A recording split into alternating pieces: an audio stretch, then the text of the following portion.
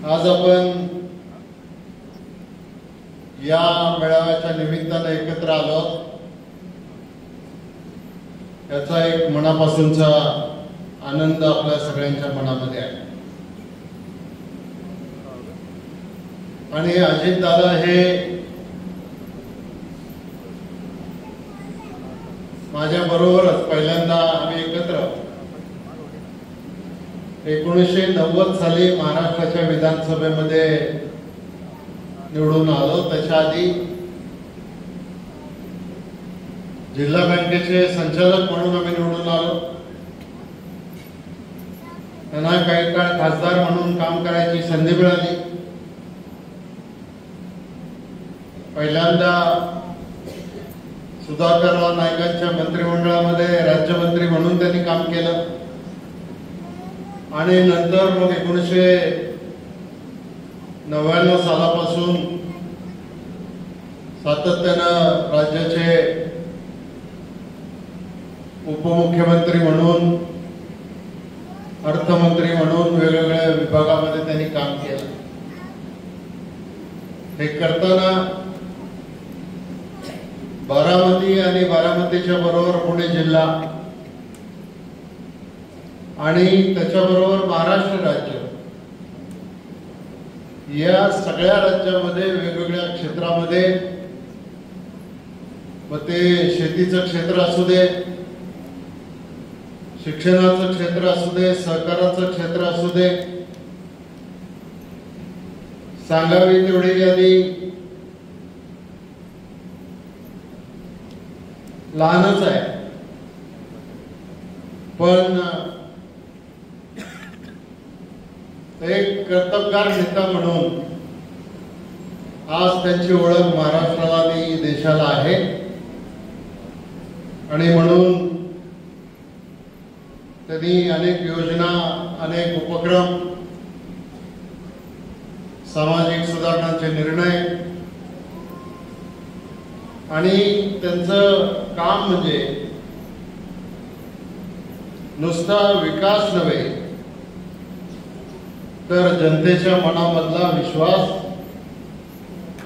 जिंकण्याचं काम त्यांनी सातत्यानं केलं आणि हा त्यांचा प्रवास सातत्यानं चालू आहे। आपल्याला देखील आपल्या मतदारसंघाला अनेक योजना आणत असताना मंत्रिमंडळामध्ये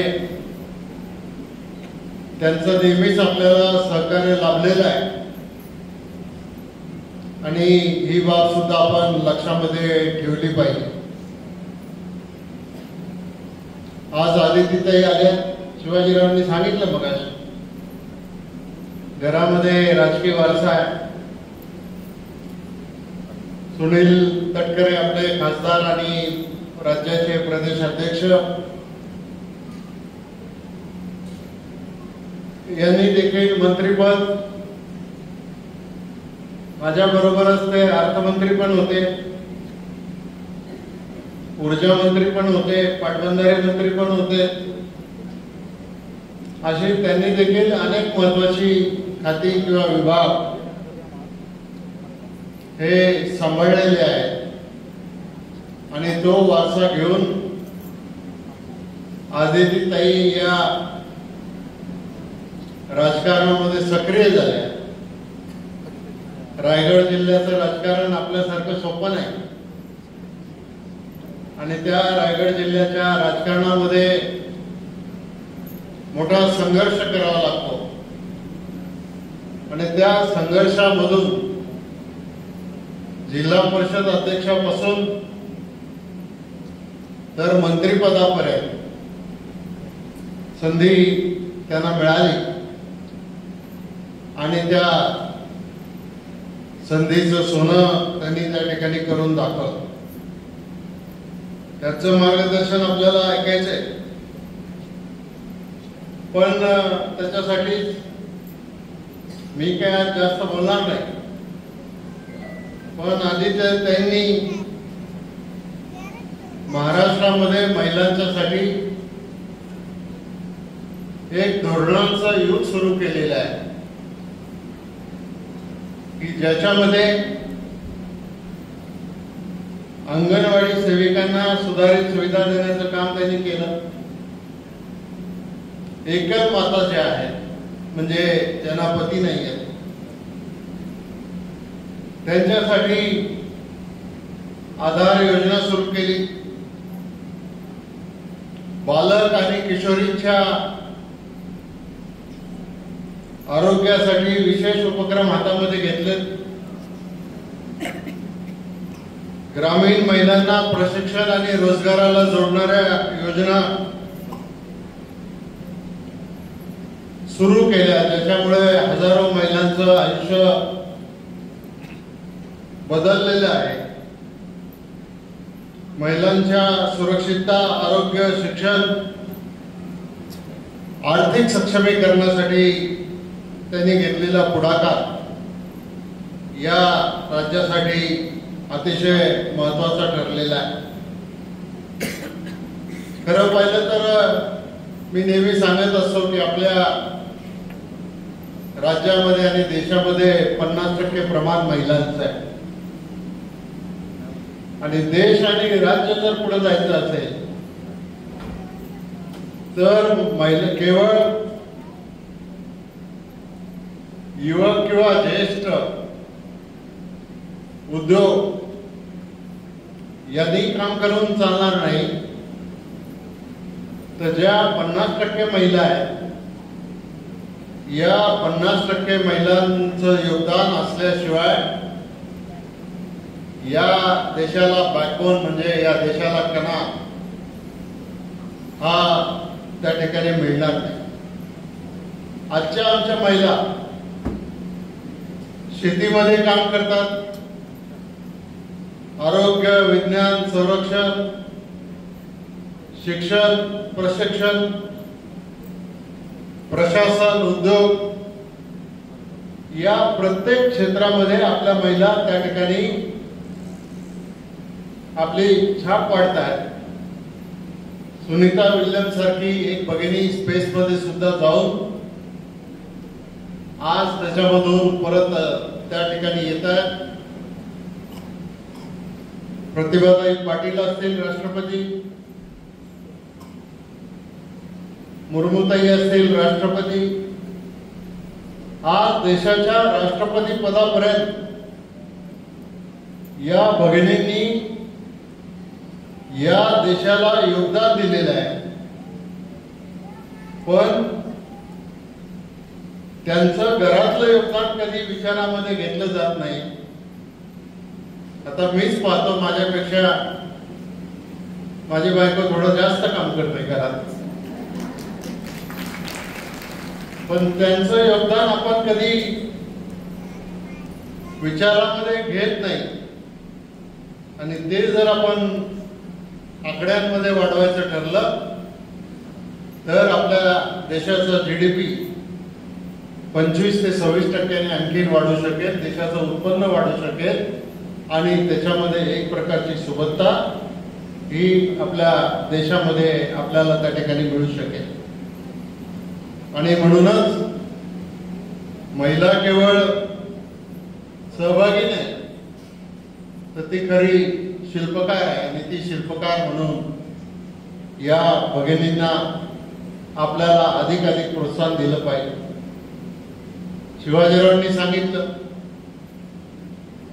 नुसतं तेच करून चालणार नाही, नवीन नवीन काहीतरी केलं पाहिजे. तुम्हाला माहिती आहे की नाही मला माहित नाही, परंतु मी ज्यावेळेला उच्च आणि तंत्र शिक्षण खात्याचा मंत्री होतो त्यावेळेला एक निर्णय घेतला की शिक्षण संपल्यानंतर 50 वर्षाचा असो, 60 वर्षाचा असो, 70 वर्षाचा असो, कुठलाही स्त्री किंवा पुरुष ITI ला प्रवेश घेऊ शकतो आणि ITI चं शिक्षण त्या ठिकाणी घेऊन त्या काळामध्ये तुम्हाला त्या संधी मिळाली नसेल ती संधी नव्यानं त्या ठिकाणी मिळते. आपण याच कामासाठी अनुसया महिला उन्नती केंद्र काढलं. त्याच्या माध्यमातून सामान्य कुटुंबातल्या गोरगरीब माणसाचे जे शासन दरबारी आणलेले प्रश्न आहेत. हे प्रश्न सोडवण्याच्या कामामध्ये आमच्या अनुसया महिला उन्नती केंद्राच्या ज्या व्हॉलंटियर्स आहेत त्या व्हॉलंटियर्स घरोघर जाऊन त्या ठिकाणी काम करतात. पण परवा ज्याचा उल्लेख केला त्यांनी की आदिवासी भागामधल्या रानभाज्यांचा महोत्सव गोडेगावला आयोजित केला. त्याच्यामध्ये अनेक औषधी भाज्या आहेत. त्याच्यामध्ये माणसाच्या शरीराला उपयोगी पडतील अशा भाज्या आहेत. आणि हे ज्ञान आदिवासी माणसाला आहे, आदिवासी भागात आहे, पण ते सामान्य माणसाला नाही. जर खऱ्या अर्थाने आदिवासींचं जीवन जर बदलायचं असेल तर या सगळ्या आदिवासी भागामध्ये मिळणाऱ्या औषधी भाज्या किंवा या आदिवासी भागामध्ये मिळणाऱ्या या सगळ्या गोष्टी बचत गटाच्या माध्यमातून एक चळवळ उभी केली पाहिजे. आपण काय करतो, प्रदर्शनं भरवतो, पण तुमचं ते खाण्याचे स्टॉल जास्त असतात आणि बाकीचे मग रेडीमेड काय म्हणतात तुमचं ते पाव आणि ते काय असतं ते पिझ्झा बर्गर नाही दुसरंच नाव आहे काय ते मला आठवत नाही आता. प्रॅक्टिस नाही जाऊ दे ठीक आहे काहीतरी आहे.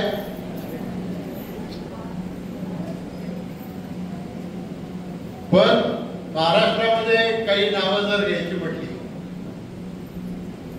तर स्मिता साबळे या महाराष्ट्रातल्या पहिल्या जिल्हाधिकाऱ्यांच्या पैकी एक आहे.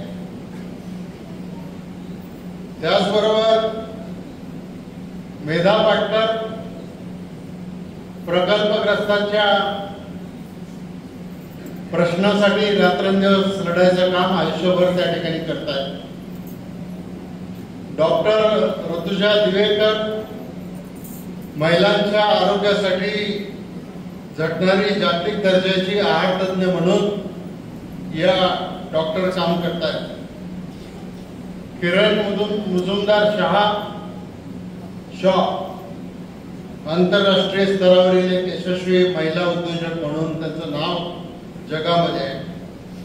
कॅप्टन शिवा चव्हाण सियाचन मध्ये सेवा देणारी पहिली महिला अधिकारी आहे. आणि आता कालच दिव्या देशमुखला आपण विसरू शकत नाही की या 19 वर्षाच्या मुलीनी जागतिक बुद्धिबळ स्पर्धा जिंकून आपल्या देशाच्या शिरपेचामध्ये एक तुरा त्या ठिकाणी धारण केलेला आहे आणि त्या कुटुंबाचं आणि जगाचं आपलं नाव हे जगामध्ये त्या ठिकाणी केलेलं आहे. आता महाराष्ट्र शासनाच्या आधीची काही योजना लाडकी बहीण योजना महिलांना माहिती नाही चालू राहणार का बंद होणार. तुमच्या भाषणात त्याचा उल्लेख झाला पाहिजे. काही भावांनी मध्येच पैसे लाटले. काय तुम्हाला इन्स्पेक्शन करायची असेल ती करा, पण ही लाडकी योजना महिलांच्यासाठी लाडकी बहीण योजना ही अतिशय महत्वाची आहे. महिला आर्थिक विकास महामंडळाच्या मार्फत आपण अनेक योजना राबवतो. तेजस्विनी योजना आपण राबवतो. सावित्रीबाई फुले आर्थिक विकास योजना आपण राबवतो. राजमाता जिजाऊ सुरक्षा योजना आपण राबवतो. महिला समृद्धी कर्ज योजना आपण राबवतो आणि उद्योजिका योजना आपण या सुद्धा त्या ठिकाणी राबवतो. आणि या सर्वांचा हेतू एकच आहे की आपलं सरकार सत्तेमध्ये आल्याच्या नंतर या सगळ्या योजनांच्या माध्यमातून महिलांचं सक्षमीकरण करायचं. कदाचित याच्यातल्या अनेक योजना आपल्यातल्या काही लोकांना माहिती नसतील. वेगवेगळ्या पक्षाच्या संघटनांनी, वेगवेगळ्या सामाजिक संघटनांनी या योजनांच्या पर्यंत त्या ठिकाणी लोकांना घेऊन जाणं, त्याचा लाभ त्याला मिळवून देणं, हे काम आपण करायला पाहिजे. आज आम्ही पुणे जिल्हा मध्यवर्ती बँकेमध्ये अजितदादा आणि मी काम करतो. आम्ही 10 लाखापर्यंतचं कर्ज महिलांना व्यवसायासाठी देतो आणि त्याचा व्याजाचा दर आहे 4.5%. आतापर्यंत मोठ्या प्रमाणामध्ये वाटप याच्यामधून झालेलं आहे आणि आमचा अनुभव आहे, पुरुषांपेक्षा महिला घेतलेलं कर्ज लवकर भरतात आणि पुरुष मंडळींना वाटते चला आज नाही तर उद्या, मग त्या संस्थेला सुद्धा विचार करायला लागतंय. 101 ची नोटीस काढावी लागते, जप्तीची नोटीस काढावी लागते, या सगळ्या गोष्टी होतात. पण आपल्याला संधी दिली तर आपण सुद्धा त्या संधीचा फायदा घेतला पाहिजे आणि तो पुढे आपण त्याच्यामध्ये गेला पाहिजे. आज या आंबेगाव तालुक्यामध्ये एवढे वर्ष मी काम करत असताना नेहमी महिलांना प्राधान्य दिलं. शिक्षणामध्ये सुद्धा मंत्री असताना अनेक निर्णय घेतले. त्यामुळेच आज आपल्या अनेक मुली डॉक्टर, इंजिनियर, पॉलिटेक्निक या अभ्यासाच्या नंतर मोठ्या मोठ्या पदावर जाऊन त्या ठिकाणी बसल्या आणि आज त्याचा लाभ त्यांच्या कुटुंबाला, दोन्ही बाजूच्या, माहेरचा असेल किंवा सासरचा असेल, या दोन्ही बाजूच्या कुटुंबाला त्या ठिकाणी मिळालेला आहे. आणि म्हणून अंगणवाडी सेविका, आशा वर्कर कोविड ज्या वेळेला आला त्यावेळेला या सगळ्या महिलांनी स्वतःच्या जीवाची पर्वा न करता माणसांना वाचवण्याचं काम ज्यावेळेला त्यांनी केलं त्यावेळेला आपल्याला एक सुरक्षित आणि सक्षम संधीपूर्ण वातावरण तयार करायचंय. हेच काम भविष्य काळामध्ये आपल्याला मिळून त्या ठिकाणी करायचं. आणि म्हणून मी या निमित्ताने एवढंच सांगतो, आजचा कार्यक्रम हा केवळ कार्यक्रम नाही तर तो महिलांच्या नव्या युगाची सुरुवात आहे. आणि माझं आपल्या सर्व भगिनींना आव्हान आहे की संकुचित न होता संधी घ्या, पुढे या, नेतृत्व घ्या आणि आम्ही कायम तुमच्या पाठीशी आहोत. आणि त्याच्यामधून आपल्या गावातल्या, वाडीतल्या माय भगिनींना मदत करण्याचं काम आपण सगळ्यांनी करावं. एवढंच या निमित्तानं मी आपल्याला सांगतो. सगळ्यांना मनापासून धन्यवाद देतो आणि आपली रजा घेतो. जय हिंद, जय महाराष्ट्र.